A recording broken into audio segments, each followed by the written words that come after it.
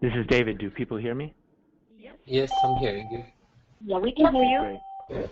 Great. I think a number of people are arriving now, so we'll give another minute for everyone to arrive. Okay.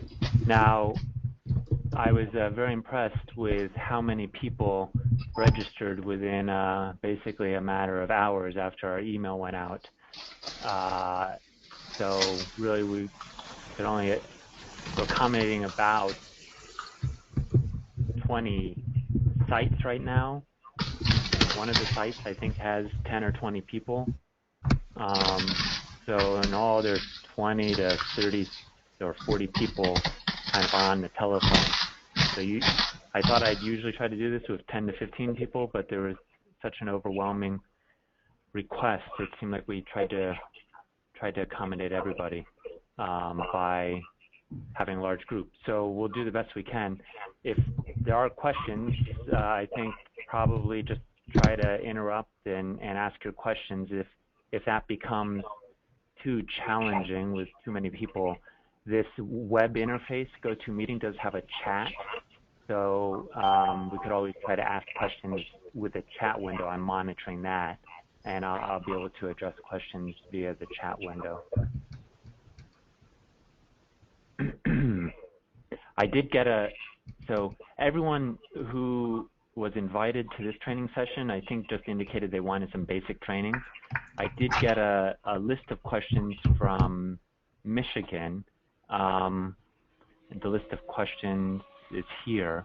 So actually, in what I plan to go over with the basic training today, we will address all of these questions. So hopefully it will be apparent as we go through it. Otherwise, I'll come back to this list of questions and point it out specifically. So right now I see that a large number of people are already logged in. So why don't we just go ahead and get started. Can everyone see my screen? Yes. Yes. Yes. Okay, great.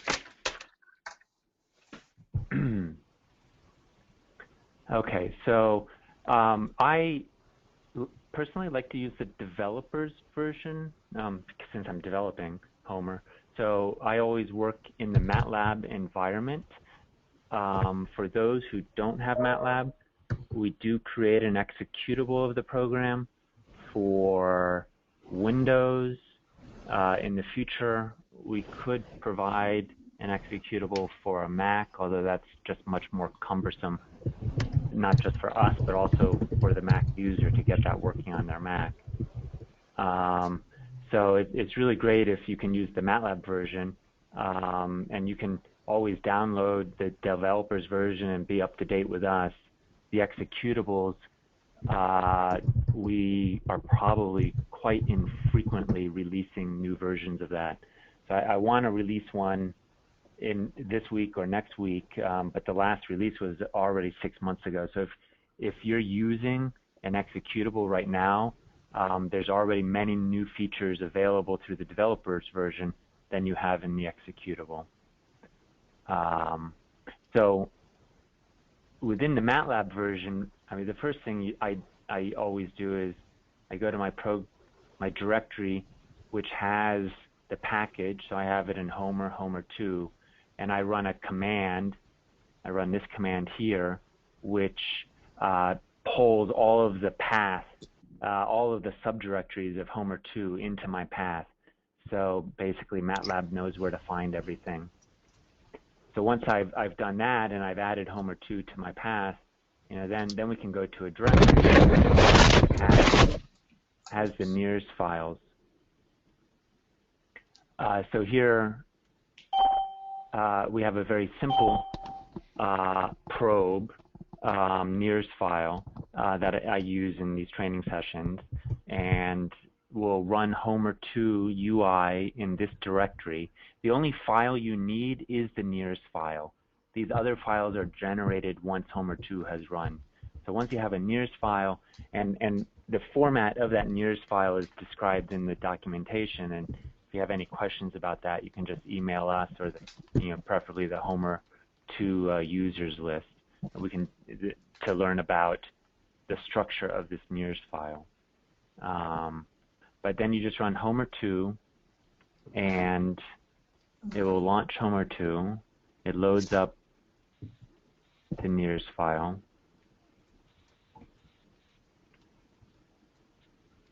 And here you get a display of the probe. It has a single source depicted by a letter, surrounded by 4 detectors.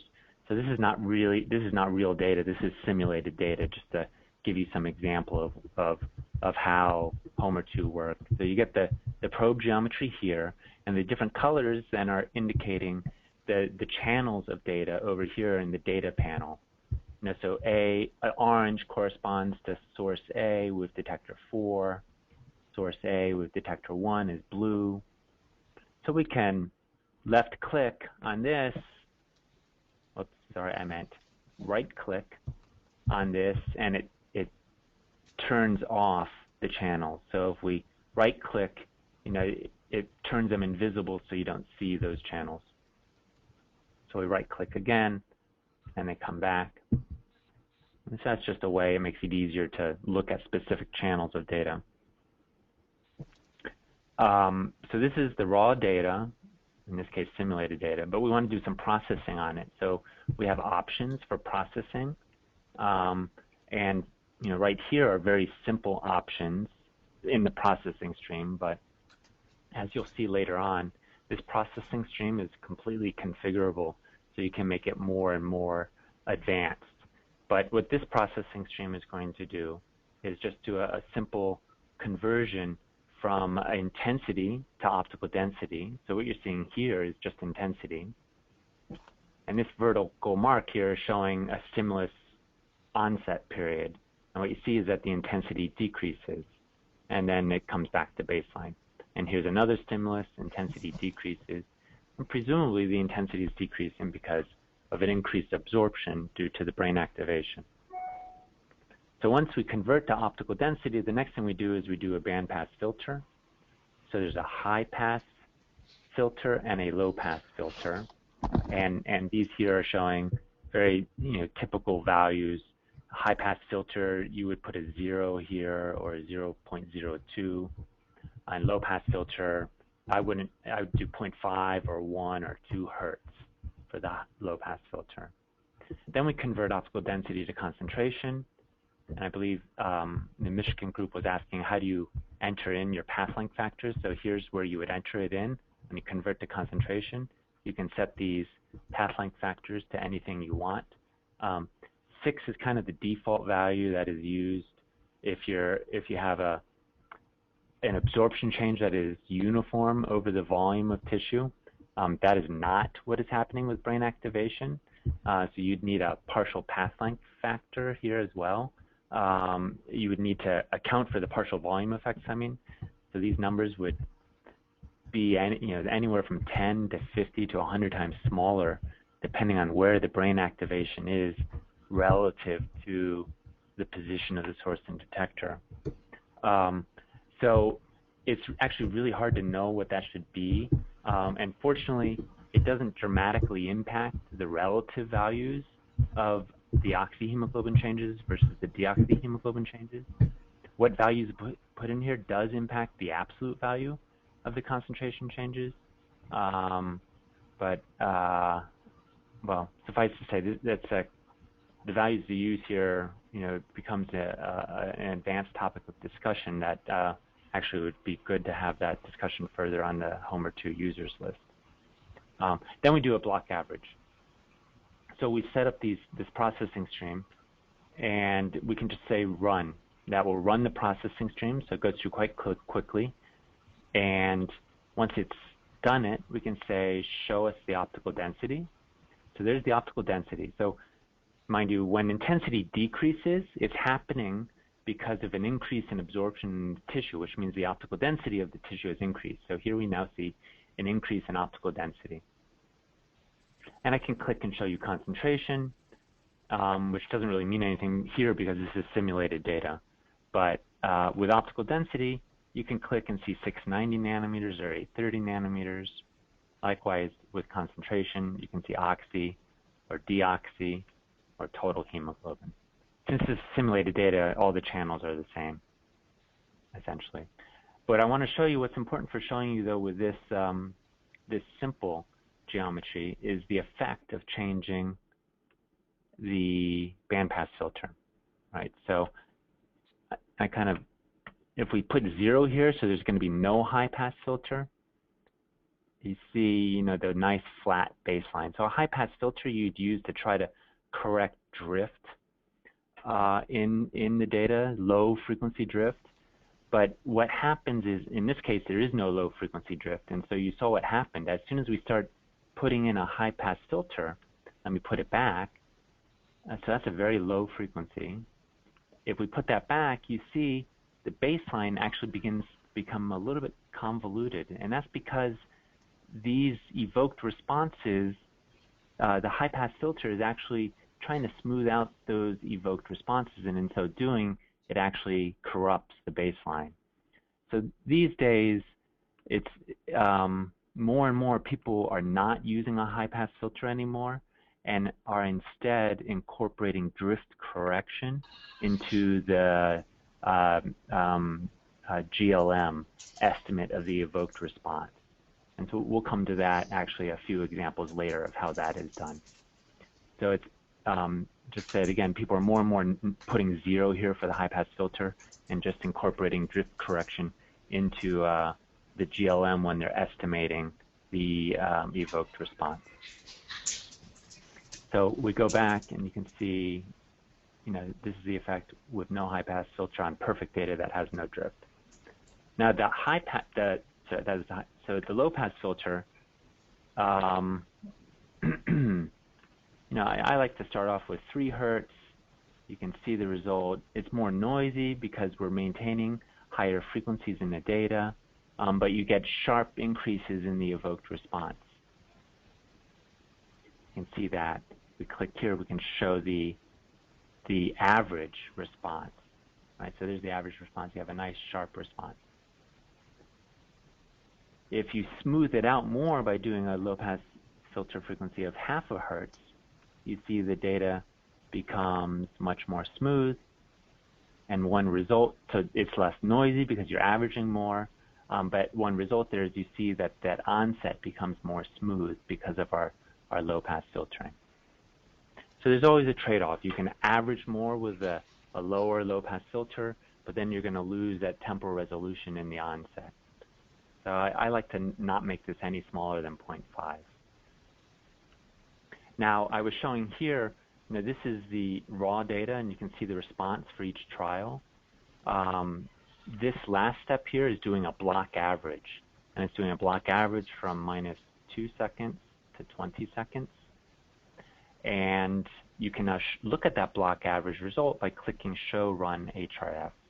And so there's the block averaged result.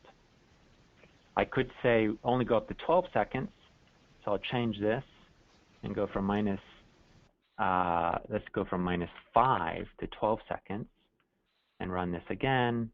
And you'll see now it's going to show 5 seconds of baseline data.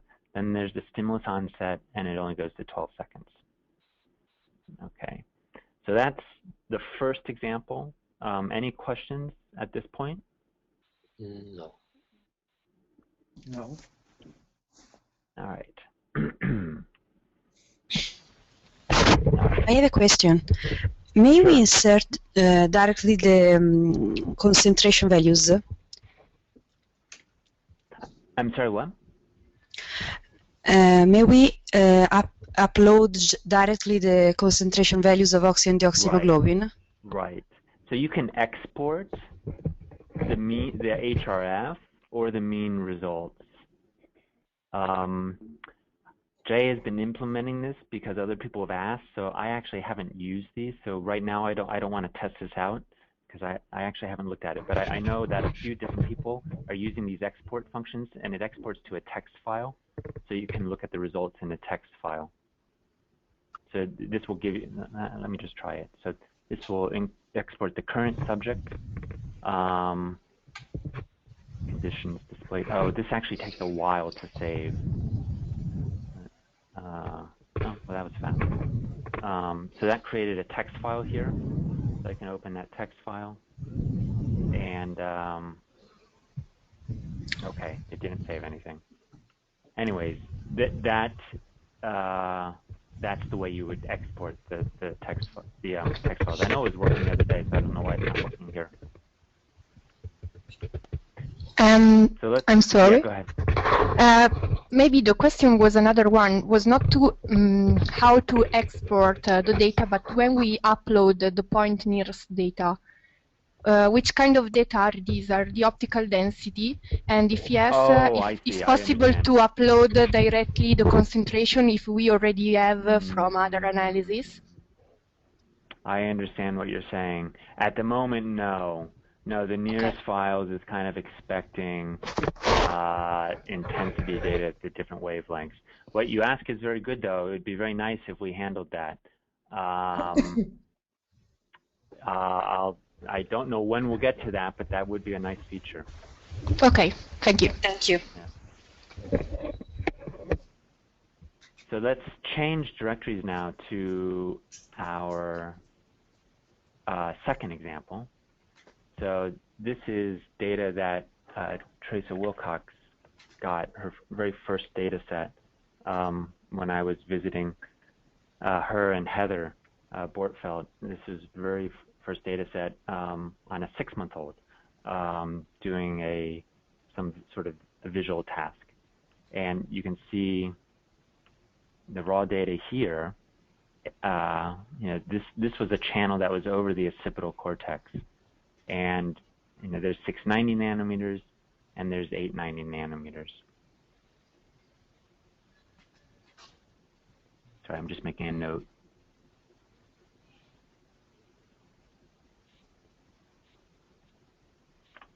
Okay, so you can see the stimulus marks here when the 6-month-old is being presented the stimuli, and it lasts for 20 to 30 seconds. And then there's 10 seconds of rest, and during this rest, the baby's moving, so you can see strong motion artifacts here at 8:30, and interestingly, at 6:90, the motion artifacts aren't so apparent, but they're there as well. So we have a processing stream here. This is now getting a bit more sophisticated. We still have the intensity to optical density.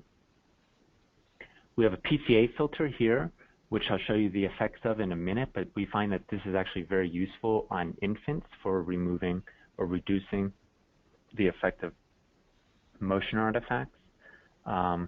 We objectively identify motion artifacts, which I'll discuss in a minute. And then we can exclude stimuli that are too close to a motion artifact. And we do the bandpass filter that we already talked about, convert to concentration, and then do a block average. So we can run this,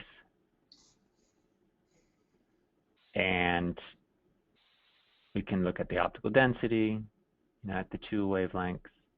You can look at the concentration. We can look at oxyhemoglobin. And if we right-click, you can look at oxy and deoxy at the same time. And then we can show the average. And if we right-click, we can look at oxy and deoxy at the same time. So what you see is kind of the typical oxyhemoglobin is increasing and deoxyhemoglobin is decreasing. But what you see is right before the stimulus onset, there's this big drop. And that's actually because of motion. If we go back, you can see there's always motion before the stimulus onset. But this one trial here had a motion that occurred essentially at the time that the stimulus was starting. So we could click here, stim, reject. We could just manually toggle this off, because we say manually, subjectively, I think there's too much motion near that stimulus onset. And when we rerun this, now this stimulus is not going to be included in the average. And when we look at the result, now we get a nice, clean response. But that required manual editing, and it's not, it's nice to be objective rather than subjective. All right, that's curious. Okay, there we go. So it'd be nice if we had some way of objectively identifying that as a motion artifact and objectively removing that trial from the average. And so that's why we introduced this motion artifacts, which can identify motion artifacts objectively by looking for a signal change greater than some amount over some period of time. So we say t-motion over half a second. If the motion is greater than 50 times the standard deviation or 10 times in amplitude units, then mask 1 second of it as a motion artifact. So some people like to use standard deviation. I don't like to use that. I prefer using this amplitude threshold. So you know, I would say 0.1 or 0.5. That'd be in, these amplitude optical density units. And we can see these motions here are on the order of 0.5 or so. So if anything greater than 0.1 over half a second, it's pretty likely going to be a motion artifact. So I put 0.1 and half a second. So we can see if we run this now, these red bars have been automatically identified as motion artifacts. Okay. And you notice this trial here has now been marked, it's now been removed. It's no longer a solid line. It's a dashed line, which means it's been objectively identified as a motion artifact. And that was done by the stim exclude. It says basically, if there's a motion artifact within -2 to 10 seconds of the stimulus onset, then let's ignore that stimulus. And so this was a nice way of objectively removing that motion artifact. Could you show again? I should also point out there's a magenta bar here. This was manually excluded. Sometimes when you have some baseline data that has a lot of motion, it's just nice to manually exclude it. And the way you do that is click exclude time, and then you can just drag your mouse over here, and it's going to manually exclude the data from any further analysis. Okay, so we rerun this where we've objectively removed this trial, and you can see the result, you know, that we get the nice evoked hemodynamic response. But these days, more and more, we're trying to figure out ways to correct motion artifacts to help us preserve data in the analysis.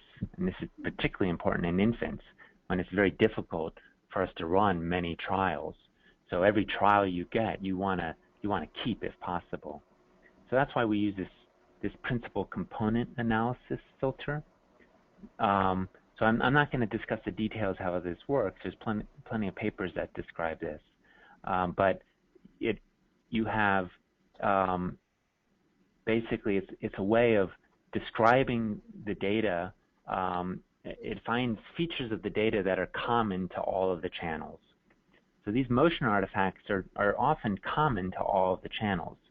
And so we can remove one component that's common to all the channels, or two components that's common to all the channels, or more components. So if we start off saying let's remove one component and run that, you can see it's reduced the motion artifacts quite well. We can say remove two components, and the motion artifacts are reduced even more. And you see in this case, it's actually recovered this trial. So we've now recovered all of the trials for our block average, and you look at the block average result, and it looks quite nice. Okay. But now we have this problem. We're subjectively deciding how many components to filter out of the data. And as we remove more and more, you know, the data still looks good, but you know, what if we go to 6 components? If we remove 6 components, you begin to see that actually you begin to filter out your evoked response. So there's a trade-off. You want to reject enough components that you remove the motion artifacts, but not so many that you corrupt the evoked response. So what we found is instead of removing a fixed number of components, we put a decimal in here. And so this is going to remove up to 80% of the variance in the data. So it removes just enough components to remove 80% of the variance in the data. And so we run that, and you see we get our nice response again. You could click results here, and it's going to tell you it removed one component to remove 80% of the data for this data set. For other data sets, it might be 2 components or 3 components. It really depends on the data set. Okay, so at this point, any questions about this example? No. Before we move on to the next example. No. No. Okay, great. So let's change directories to example 4. This is an example with a group of NIRS files, also from Teresa Wilcox. So this was a paper published a couple years. This is data from a paper published a couple years ago in NeuroImage. There's 10 different subjects here, and they received different conditions. This is, again, kind of a puppet show that she does, and she had different trials where babies were seeing different shapes, or they were seeing objects that were moving different speeds. And the hypothesis was that you would get visual activation. So source A here was over the occipital cortex. You'd get a occipital cortex response to both different conditions. This was source B was over the parietal cortex. This would only respond to the speed condition. And these sources were over the temporal cortex, which were expected to respond to all conditions. So the option processing stream we're using is the same processing stream I just showed you for that first baby. And now we have multiple conditions. So down here, you can choose which condition you're looking at. And this shows all the conditions that are available in this group of data. And so when it's marked with a hyphen, it means that condition is in this data set. So if I were to click speed here, there's no result because this data set didn't have a speed condition. And then foo bar was just a nonsense condition. But shape was the condition of interest. That's the evoked response. There's the average data. And actually, we just made some changes that would keep the colors of the different conditions the same across all files. This was a feature that was requested at one of our last meetings. And it works very well now. The colors are the same for all conditions for all files. But on my Mac version, it made the legend kind of lose its utility. It's no longer indicating what condition is what color. On the PC version, it still works fine. So we're trying to fix it on the Mac version. And right now, I'm using the Mac version, so sorry about that. But if we go to these 2 cycle, you now see a green condition. So this is actually the speed condition, right? So all of these files have a speed condition, and all of these here have the shape condition. So now we could actually run this. I'm not going to do it now because it will take a couple minutes. I've already run it. We could run group, and this will now do the analysis on every single file and calculate the group results. So we can, like we did up here, look at results for individual subjects. So we can change files, and it'll show us the results for individual subjects. Right. This subject has no shape response. So why is that? If we look, you see this subject just had a lot of noise. So no trials were included for the shape response. So we go on to the next subject. Now there's a response. Now we go on to the next subject. There's no shape response because they didn't receive a shape condition. They received a speed condition. So there's the speed response. Now we could also look at the group response. So here's the group response. This is the group response of the occipital cortex here to the speed condition. Right. And now you see this subject is a thin line, right? The previous one was a thick line. That means this subject contributed data to this group response for the speed condition. If we go over to this subject, it's a thin line, which means this subject did not contribute data to the group response for the speed condition. That's because this subject didn't receive the speed condition, they received the shape condition. So it's a thick line, so they contributed data to the group response. Now, a nice way, we can look at individual channels by clicking here. And actually, even if you left click, you can look at multiple channels of data here. So that's quite nice. You can look at multiple channels. Another way of looking at the data is this waterfall plot.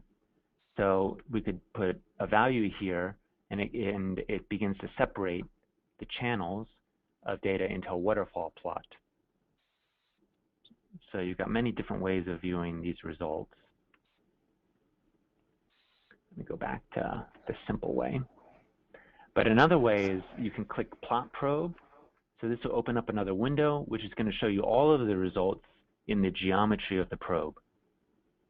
So you can see over the occipital cortex, a nice strong response, and that's to the shape condition.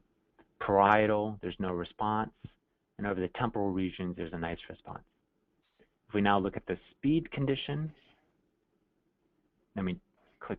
It's thin because this subject did not contribute to the speed condition for the group average. But if I come over to this subject, you see it's solid. They did contribute.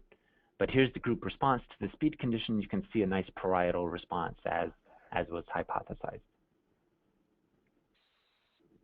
Okay. So that kind of just illustrates how you can use Homa 2 to look at multiple conditions and to look at a group of results versus the individual results. Any questions about that? No. I was also showing you how you can left-click multiple channels to view multiple channels at the same time and use this waterfall to separate them. So you put some number, which is the separation in these units, to get some separation between the channels. So depending on how you like to view your data, you got multiple options.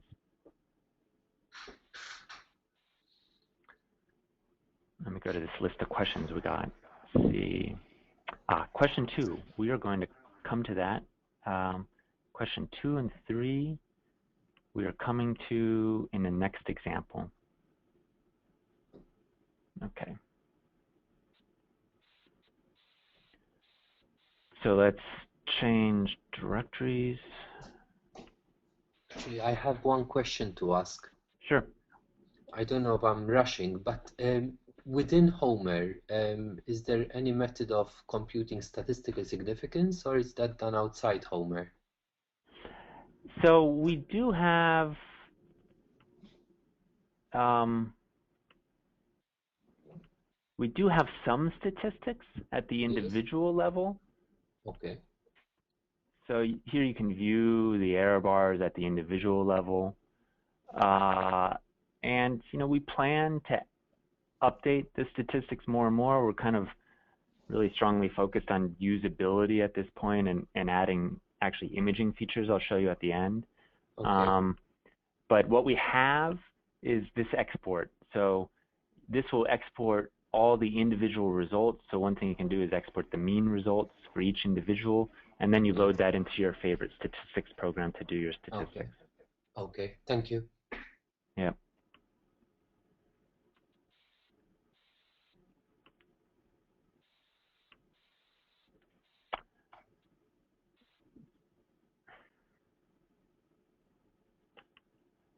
So this is an example now that has short separations in it. Right. Okay.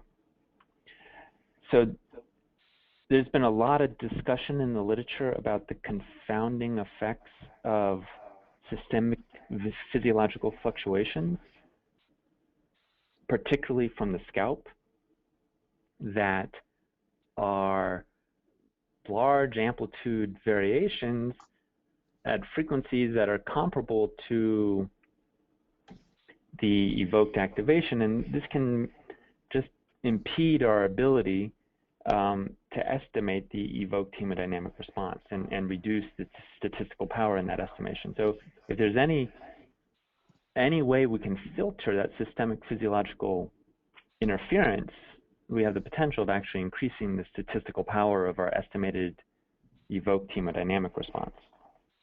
So one of our favorite methods, and what seems to be a consensus developing in the literature, a method that works very well, is to actually use a short separation measurement that only sees the scalp. So it doesn't see brain activity, it just sees the interference that's happening in the scalp. So here's, for instance, source D in detector 20 here.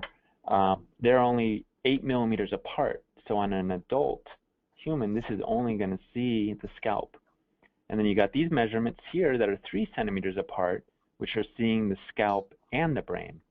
So we can use information from this short separation here to filter the confounding signals from the longer separation measurements. So I'm going to show you how you can do that within Homa. So let's look at the processing stream. David, can I ask, if I looked at the config file and there's 3 short separation, it looks like channels. Is that, yes. Would you have to have one near the channel you're interested in, or could you just have one? It just seems like kind of a waste of all your, like you could have, I mean, you can just have one, and so there's many different ways of doing it. So if you have multiple ones, we've introduced the functions, and as always, we have to improve the documentation. But one function will take the short separation measurement that's closest. So if you only have one, then all of the long separation channels are going to use that one. Okay. But if in this case I have 4, it's going to use the one that's closest, right? So this one, this long separation is going to use this one to filter, whereas this one is going to use that one. But there's another way of doing it, which is actually use the short separation measurement that is most correlated with the long separation measurement. So you could argue that that's going to give you a better measurement. So we have another function that will actually do that. But one thing you were suggesting was maybe you could just have one short separation measurement and use it for the whole head. So what we have found, and published a paper on this, that actually you do better if you can afford to have more short separation measurements. You do better if they're closer to the long separation measurements. So in other words, I think that makes physiological sense. If you're worried about the effect the scalp has on this measurement, it's best to use a measurement of the scalp close to this long separation measurement, because the scalp fluctuations, say over here, will be different than the scalp fluctuations over there. Okay. Thank you. But if you only have one, it's better than none. So if you only have that one short separation measurement, it will provide some benefit. So the processing stream, is very similar. We identify our motion we convert intensity to optical density, find our motion artifacts, exclude stim, based on those motion artifacts, do a bandpass filter.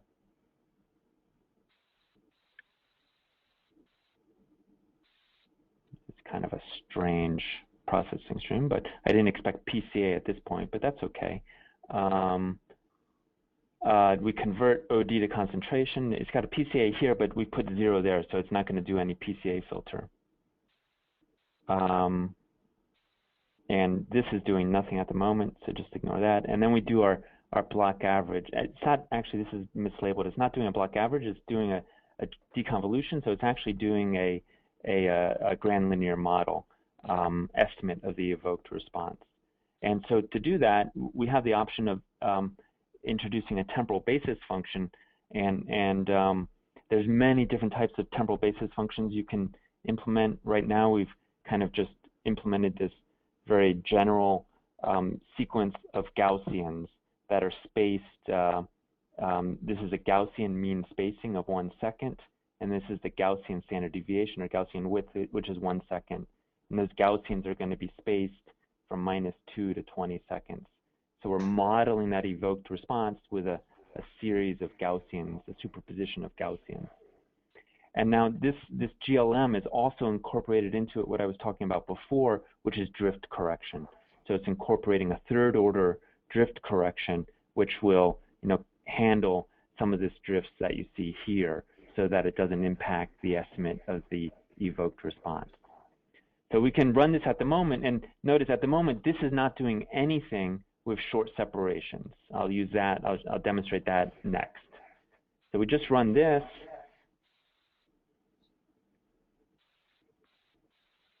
and we get the evoked response.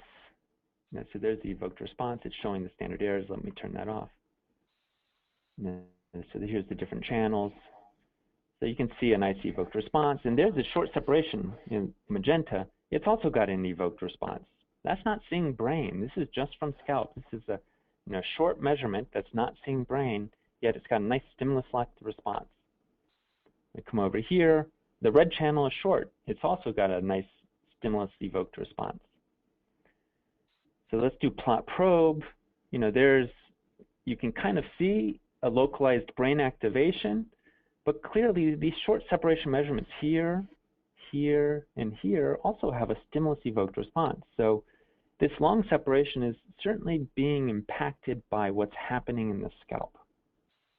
So it'd be really nice to filter that out so that what we estimate, we'd call this the brain activation, is not confounded by what's happening in the scalp. Right? In this case, tapping your fingers oftentimes will cause an acceleration in heart rate, which will increase blood pressure, which will increase the amount of blood in the scalp. And so that's why you're seeing the stimulus-evoked response in the scalp. So I'm going to change our processing stream. I've already made a processing stream which considers the short separation. So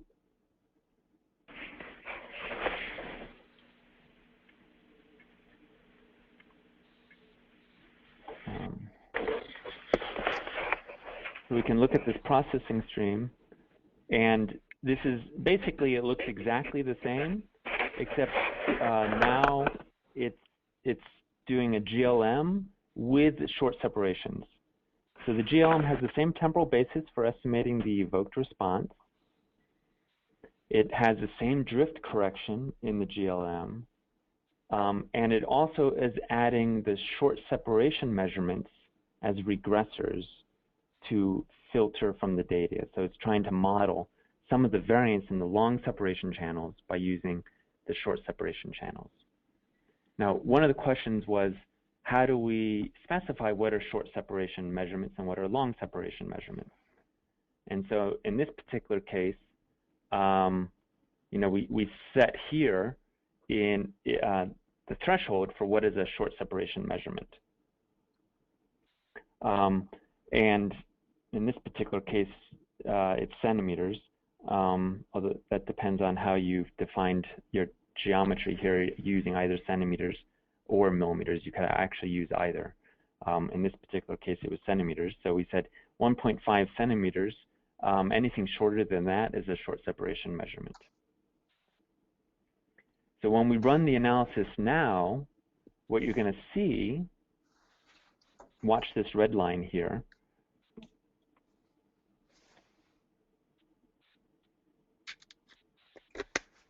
That red line now goes flat.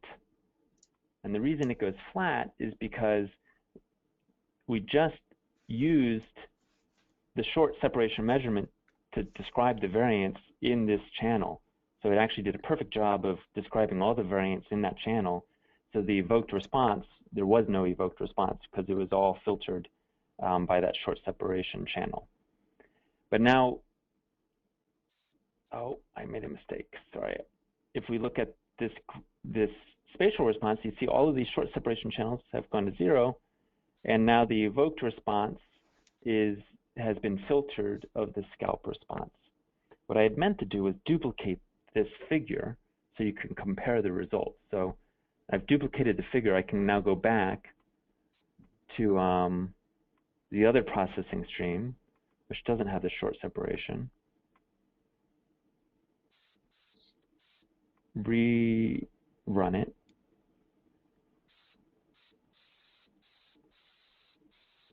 And so now we can compare those responses.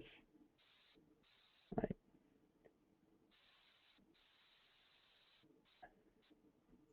So there's without short separation regression, and there's with the short separation regression. So you see clearly those have been flattened because they've been filtered. But now you look at the evoked responses, and you can see it's actually localized better when we've done that short separation regression. Here you kind of see significant activation in these channels and here. So about 5 channels look like they have some significant activation, 5 long separation channels. But when we do that short separation regression, these 2 clearly have a nice strong activation, but these 2 is not so clear, right? So it's given us a much more local response, and that's exactly what we want to do, is filter out the confounding systemic interference. So any questions about this?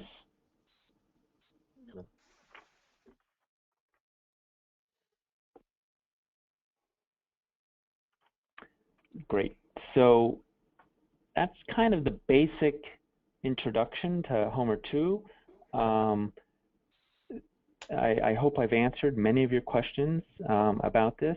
What I'd like to go on to now is actually just show you Atlas Viewer and some of the things we're doing with Atlas Viewer that is now available in the developers version of MATLAB.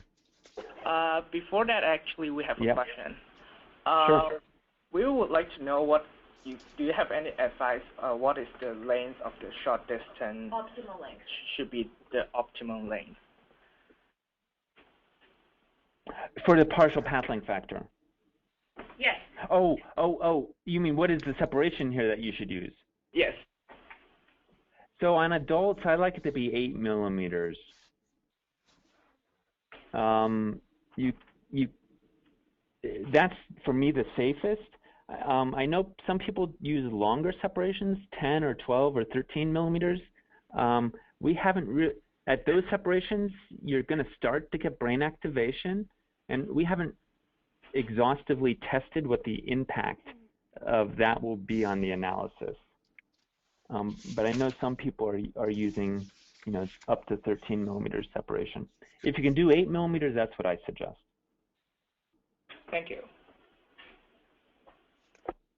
I have a question about the amplitude of the response.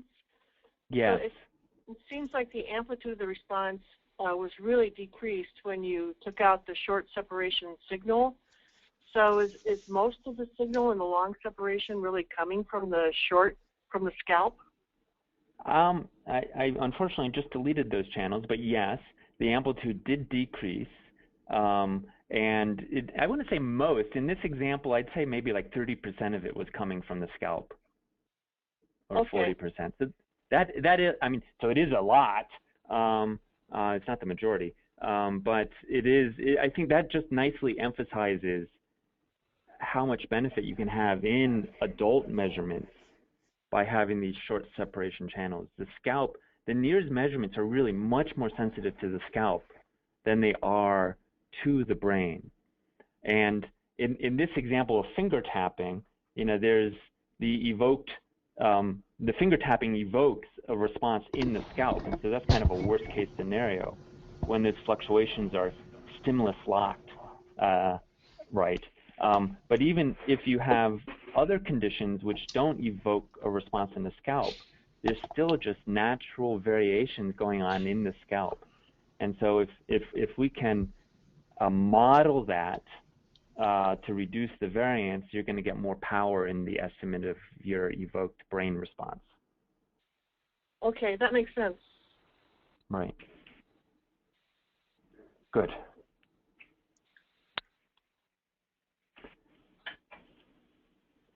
So I'm going to close this down just so I can open up Atlas Viewer. Oops.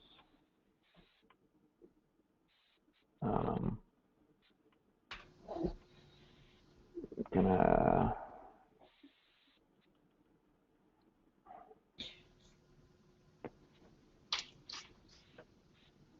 so this Atlas viewer uses the Collin Atlas from MRI, which is a very common atlas. So if you don't have a true MRI for your subject, you can use this atlas and register it to your subject.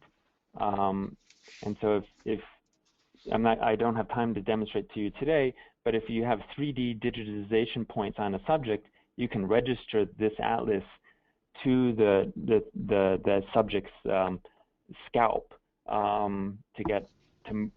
to transform this atlas into subject space. And then you can make a probe that is either localized on the subject using that 3D digitizer, or it can be positioned on the subject's head using 1020 landmarks. So today I'll just show you an example of registering a probe using those 1020 landmarks. In this case, there is a simple probe where here we're defining positions of sources, positions of detectors. We click here to define the measurement list. So you click source, click detector, it defines the measurement list. You have to combine sources and detectors to get that measurement list. We then add springs. So I click add springs, and we need to put springs here and add in these dummy optodes. And this will help us specify how this probe warps to the surface of the brain. And so in this case, we've said optode 1 is going to be anchored at position C4. So we're saying optode 1 is going to be positioned right here. Optode 5, which here is a dummy optode, is going to be positioned at F4, right there.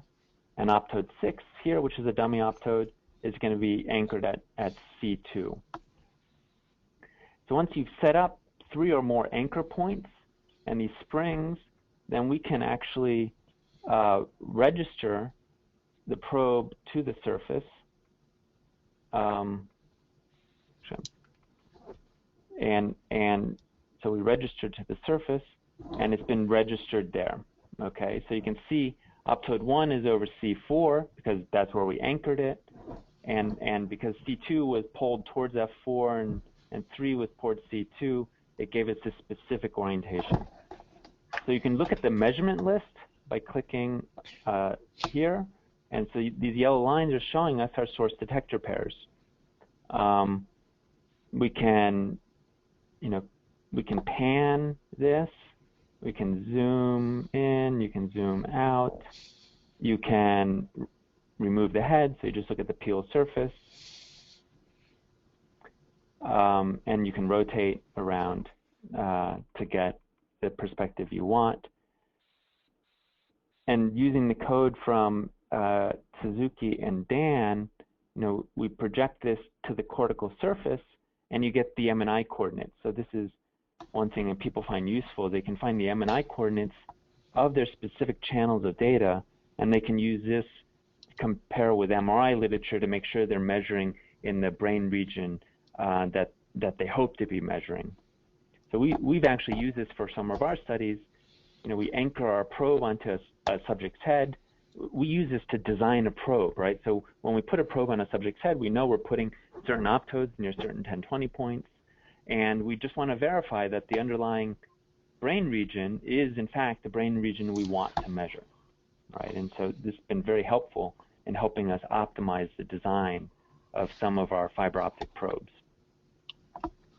What we're now adding to this is the ability to actually run photon migration forward model. So that's implemented now, and I've already run it because it can take tens of minutes to hours depending on the number of optodes you have to run the Monte Carlo program. In this case, I've already run it, so I can just load the results. And what you see now underneath here, I'll turn off the head, zoom in a little bit. what you see here now is kind of for this source detector pair, it's showing source 1, detector 1, which is right here. It's showing how sensitive we are to the underlying brain. And so these actually have absolute quantitative units. This is scaled right now from -2 to 0 in log 10 units. So the blue, this blue is actually corresponding to 0.01, and the red here, the dark red, is corresponding to 1. And if we multiply this by an absorption change, it gives us an absolute optical density change that you would expect for this measurement given an absorption change on the cortex in any given location. So the red regions are the regions you're more sensitive to. So instead, I could look at source 2, detector 2, just by typing 2 and 2, and that, it moves over there. So we've designed, far more complex probes with this, we're encouraging people who have the developers version, at least, to start looking at this and discussing it on the forum. So that's wrapping up the hour that we've had together. Are there any final questions that we can discuss now, or leave everything for the mailing list? I would have one question, possible. Sure, but you're a little staticky. Okay, sorry. I can type it. Okay. Yeah, maybe you should type it.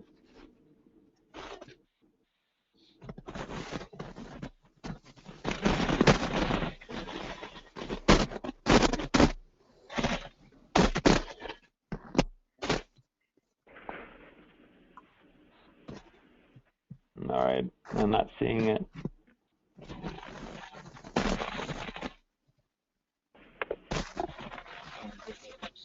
Any other questions?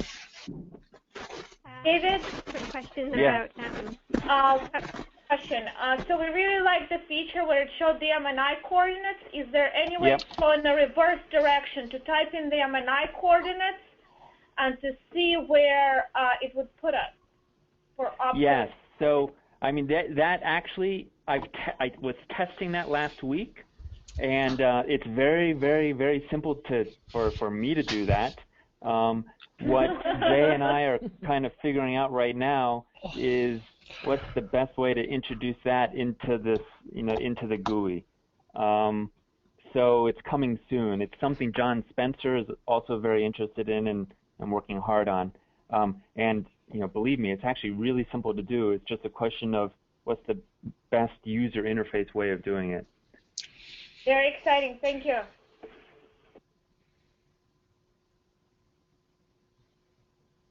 Okay, Vladimir's question, what is the highest frequency of data acquisition that Homa can process? And actually, Homa 2 can, you can have kilohertz sampling rate if you want. Of course, just the higher frequency of this data sampling, the bigger your data files are going to be and the longer time it's going to take to process. So there's no limit there as long as your computer RAM is big enough.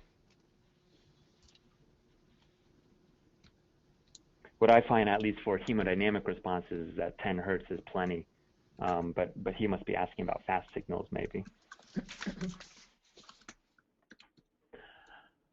All right, well, I got to run off to another meeting, so I've recorded this, and I'll try to get this up online for people to watch in the future. I recorded the last one, but afterwards I found out my audio was really bad, so hopefully the audio this time was much better, and it worked. So thank you, everyone, for your interest in Homa 2, and please send any questions to the forum. There's more people answering questions now, so I'm really excited to see that that's getting a lot of use. Thank you. Thank you, David. Thank you. Bye-bye. Bye. Bye-bye.